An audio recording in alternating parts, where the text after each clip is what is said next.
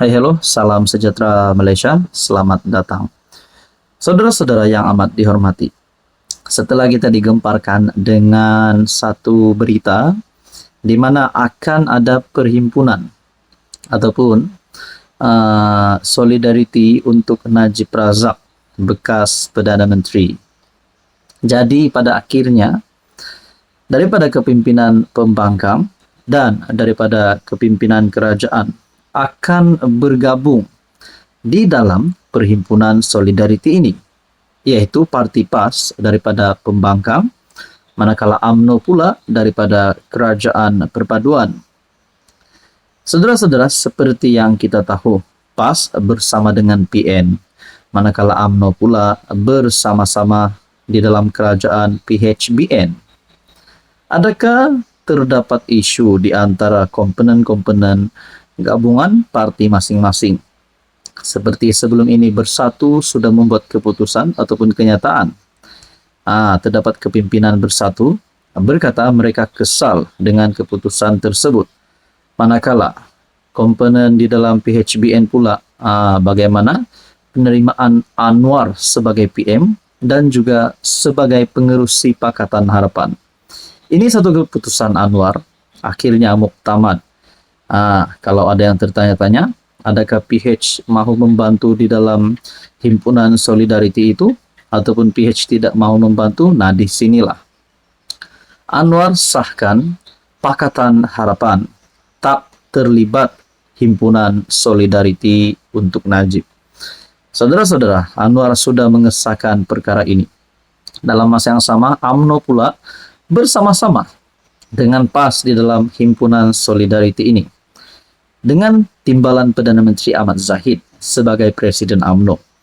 Adakah Zahid tidak akan bersetuju dengan kenyataan Anwar ini yang mengesahkan PH tidak terlibat himpunan solidariti untuk Najib?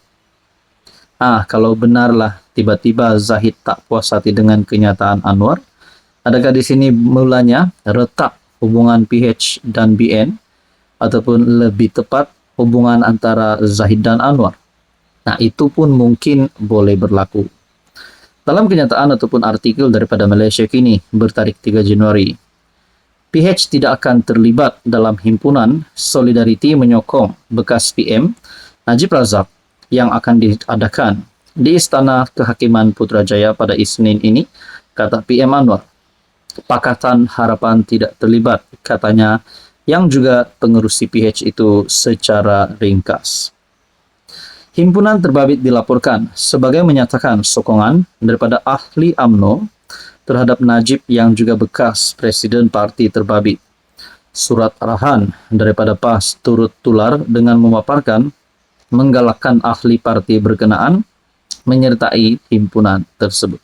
Menurut anda, dengan keputusan Anwar ini, adakah terdapat beberapa keputusan-keputusan lain yang juga ataupun terdapat situasi-situasi yang akan berlaku pada masa akan datang yang mungkin memudaratkan kerajaan ataupun memberikan kebaikan, advantage kepada kerajaan? Jadi pada akhirnya persoalan yang lain timbul adalah, adakah perhimpunan solidariti untuk Najib ini relevan diadakan ataupun tidak relevan? Saudara-saudara, apa komen anda? Hai, hello, salam sejahtera Malaysia. Selamat datang ke channel Fels Lifestyle. Saudara-saudara yang saya amat hormati, tuan-tuan dan puan-puan. Rakyat Sabah, bukan saja seluruh Malaysia, tetapi terutamanya rakyat di negeri Sabah, negeri di bawah Bayu, menantikan keputusan terkini berkaitan dengan berita yang tular sebelum ini yang melibatkan beberapa nama besar dalam kepimpinan kerajaan negeri Sabah hari ini, kepimpinan politik di negeri Sabah hari ini. Tidak lain dan tidak bukan berkaitan dengan skandal rasuah Sabah. Apa keputusan terkini? Orang Sabah mahu tahu apa cerita terkini.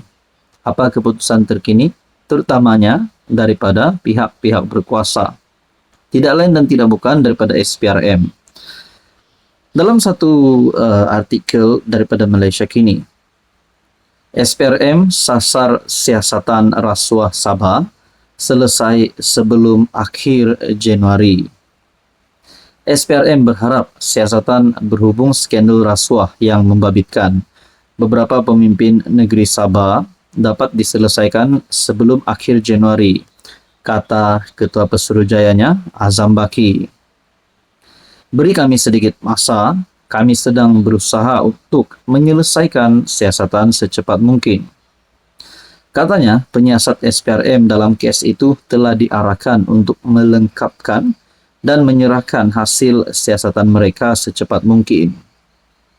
Ketua Pesuruhjaya Badan Anti Rasuah itu berkata demikian apabila diminta mengulas mengenai dakwaan rasuah, mengenai siasatannya terhadap dakwaan rasuah melibatkan anggota Dewan Undangan Negeri Sabah, termasuk beberapa pemimpin dalam pentadbiran negeri. Jadi pada akhirnya berkaitan dengan ini, saudara-saudara, beberapa nama yang disebut, antaranya Ketua Menteri Sabah, Menteri Keuangan Sabah, dan beberapa adun di negeri Sabah. Kalau benarlah kerajaan negeri GRS di Sabah hari ini, kalau benarlah Ketua Menteri Sabah Haji Jinor, yang juga pernah digesa untuk letak jawatan sebelum ini berkaitan skandal rasuah di Sabah, kalau benar berita-berita ini yang menunjukkan bahwa mereka ini terlibat dengan rasuah, manakala keputusan SPRM pula yang menyasarkan siasatan rasuah Sabah selesai sebelum akhir Januari. Kalau siasatan ini selesai sebelum akhir Januari dan didapati Haji Jinor, Ketua Menteri Sabah, dan beberapa pemimpin-pemimpin yang disebut di dalam skandal rasuah Sabah ini didapati bersalah, adakah mereka juga akan hilang kuasa sekiranya mereka didapati bersalah selepas selesai siasatan SPRM yang disasarkan sebelum akhir Januari ini? Kalau benar mereka didapati bersalah, adakah kerajaan negeri GRS akan tumbang ujung bulan Januari ini dan PRN diadakan awal, mungkin pada bulan Februari, bulan Mac, dan pada akhirnya terbuka peluang untuk Bung Mokhtar, untuk Syafiq Apdal, dan mana-mana parti lain yang mungkin berhasrat untuk menjadi kerajaan negeri. Saudara-saudara, mungkin ini boleh berlaku dan mungkin juga Haji Jinor boleh dikekalkan sehingga pada tarikh PRN yang sebenar. Saudara Bapak, apa komen Anda?